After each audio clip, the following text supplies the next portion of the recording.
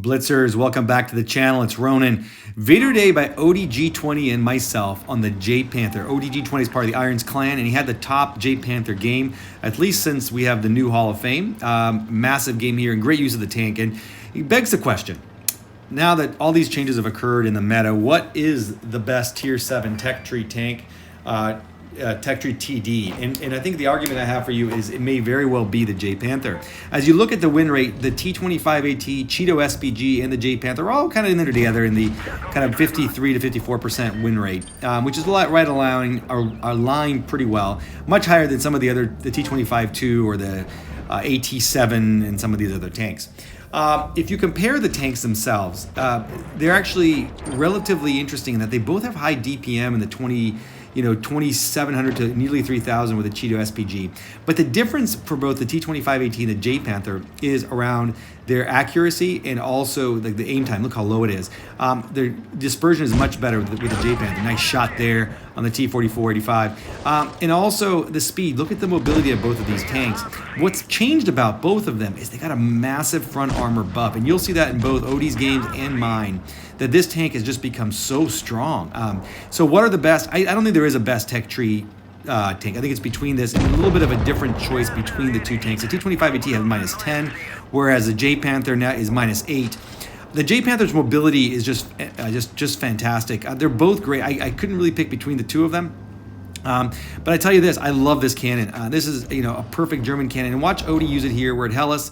It's already a 6-on-7, so things are going okay.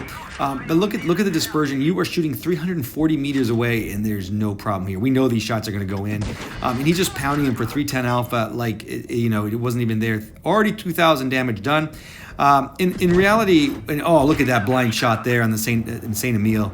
Again, the front armor of this thing allow you to take a position like that and not really have to worry whether or not you're going to get any shots. And the Saint Emile could have potentially shot him back, but I think most of those shots don't land.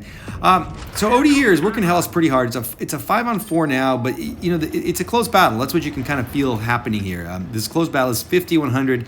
The same X keeps pushing the SU-152, and Odie's team is nearly dead. So Odie is pushing this 50-100 and hits him there with HE for a low roll at 332. Not looking like a complete plan, just a low roll. Keeps the HE going, and here comes the Thunder, 458. And nearly takes him out. Now, I will say the JPanther still has very poor rear side armor, and if you expect better than that, you're dreaming. It's probably borderline OP already. It's not going to get buffed again, I hope. Although, it is wargaming. And there's a beautiful shot. Just shows you the dispersion of this tank. With this kind of alpha and DPM, if you position this in the right place, and you use the right shells, you got to use some Paramo on the tier 8s for sure. I think you can just pour out a ton of damage. And Odie had it hard here. It's a tier 8 battle. It truly is. And he's got a Louvre left, a T29, and I don't know what the TD right now, the ISU-152. So he's got some big tanks, all tier 8s, because since the T29 is really a tier 8, as we all know. Talking about fantastic tank, T29 is a beast. And Odie here has got a lot of work. It's 3-on-3 right now. Points are tight. In fact, they're slightly behind on points, so he can't farm. He's got to get his way to A. In fact, he has one of his teammates yelling at him to go to A, although the time to have gone to A would have been a while back. So he does what he needs to do. Now he clears that T29. He still has the ISU and the Louvre left. The Louvre's got 1,100 hit points, and one of the challenges with the tier 7 TDs is their hit points. This thing, fully loaded, is not loaded with damage, and you can see Odie's got a little bit more 500 left. He gets shot once by the Louvre down to 306, or by 316. He's down to 256 hit points. And I think Odie, just comes down to gameplay. Odie takes a terrific position. This moron in the IS-3 was able to clear the ISU, and then he does that.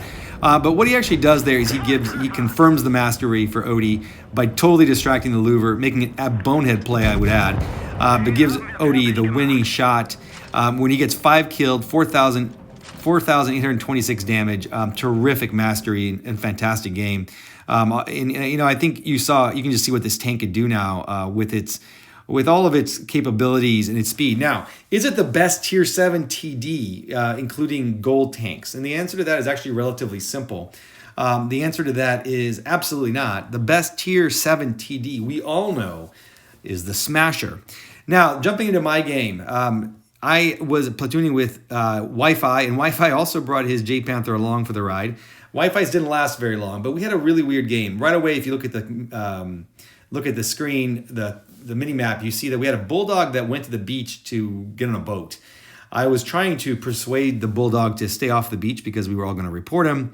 As usual, that doesn't really work in Blitz. However, what we ended up doing was pushing really hard to the left here, and this is probably my fault. I probably stranded Wi-Fi, who was trying to get a position.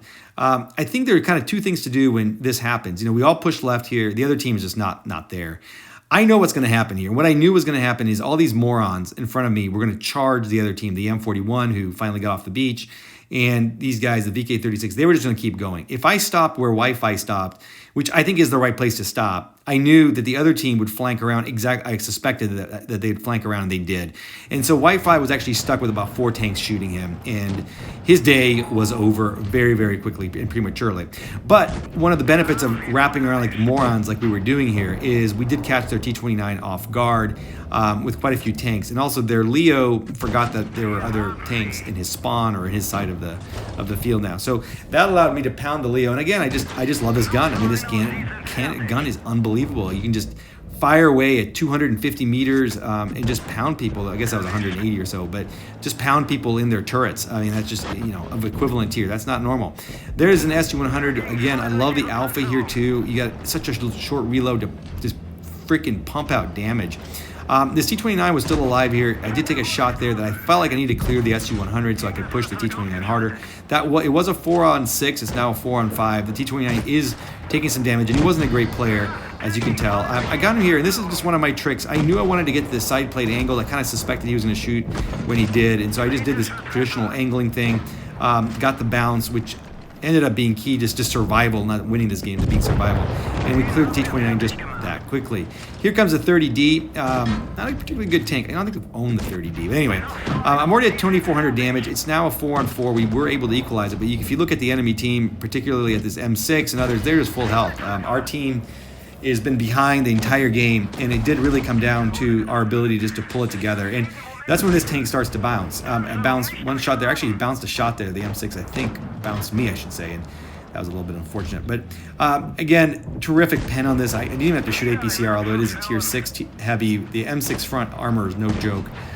Taking a shot in the back here, I really wanted to clear the 30D. So again, we could try to have a gun advantage. The 4 of us that were left were still holding on, but there's just a lot of hit points out there. And there's a perfect example. The newly buffed Hellcat was roaming around there. Hellcat's got a terrific pen. Took me down to a 1-shot, so I kind of had to be careful here. Really wanted to shoot some HE at him, and I did. Got a big roll of 485 into the side of the Hellcat. At this point, I suspected the remaining Black Prince is an idiot, and but I did want to get the kill. I knew I had 4, figured 5 could seal the deal. Nice shot into the rear of the Black Prince. He was completely full health, which I just don't know what this guy was doing. But again, both teams rushed the other ones and spun around. So the slower tanks really struggled to really get a foothold in this match. And the JPanther is fast, top speed 55. It can move. It doesn't have the greatest power to weight, but it's got better power weight than the Cheeto SPG. And the biggest difference, by the way, between the Cheeto SPG and this tank is this front armor. And you just saw me bounce and bounce and bounce a Black Prince, which has great pen. So terrific tank. Equally as good as a T25 AT. Not as good as a Smasher, which is obviously a heavy, not a TD. But it really is a TD in a lot of ways. And if you don't have one of these tanks, terrific line, go get it. It's worth it. Thanks for watching. Please sub to the channel.